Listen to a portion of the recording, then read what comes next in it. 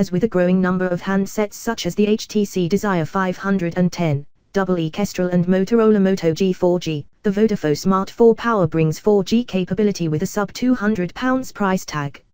On Vodafone's own online store, the Smart 4 Power is being sold for £120, making it a good deal cheaper than the HTC Desire 510, which costs £149, and the Moto G4G, which can be had for around £155.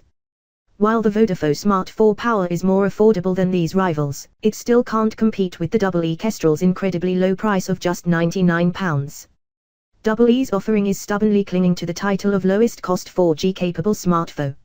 If you're looking for both a budget smartphone and a new network carrier and the choice falls between EE and Vodafone, then that £20 difference could be enough to sway you towards EE unless the Smart 4 Power provides good reasons for the more expensive price tag.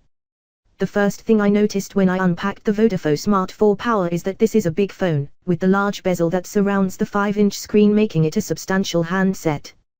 The Vodafone Smart 4 Power's dimensions are 141x71.4x9.5mm, a good deal larger than the EE Kestrel's 133x65x7.85mm frame and the HTC Desire 510's 139.9x69.8x9.99mm, though both have smaller screens, with the Kestrel coming with a 4.5-inch display, and the HTC Desire 510 sporting a 4.7-inch.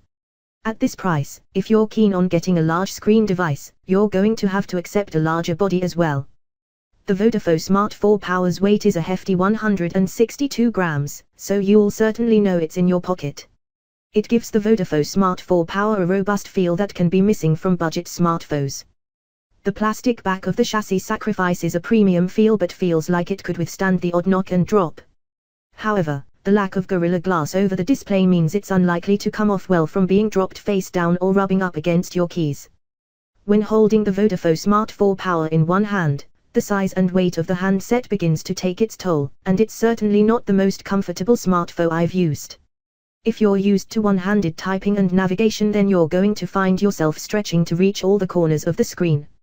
Even with my not inconsiderably long digits, I began feeling the strain of trying to access certain areas of the screen, with the back button on the bottom of the bezel proving particularly difficult to reach. Though you could argue that this is par for the course with large screen smartphones, the thickness of the edges around the screen don't help.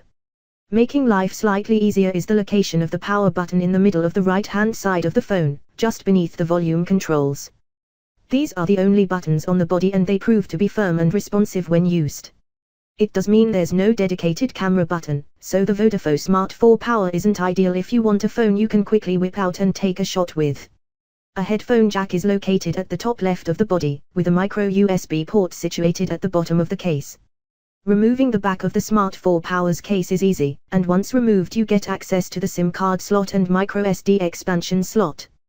Though it's not quite as easy to get to as a micro SD slot built into the side of the case, the fact that the back of the case is so easy to remove means I wasn't too bothered with the placement of the micro SD slot in the Smart 4 Power.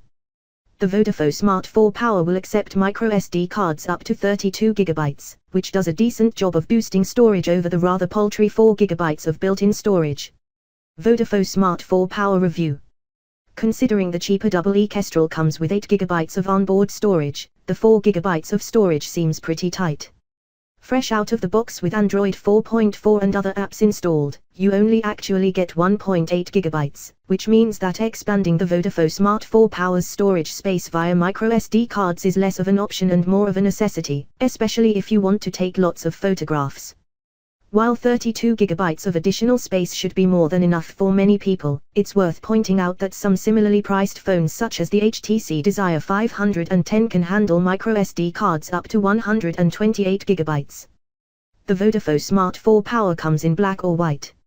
Its overall look is reminiscent of the Vodafone Smart 4 Mini, though quite a bit larger. It's a no-nonsense design which doesn't stand out against other budget handsets. Thanks for watching my video. Subscribe my YouTube channel for more latest updates.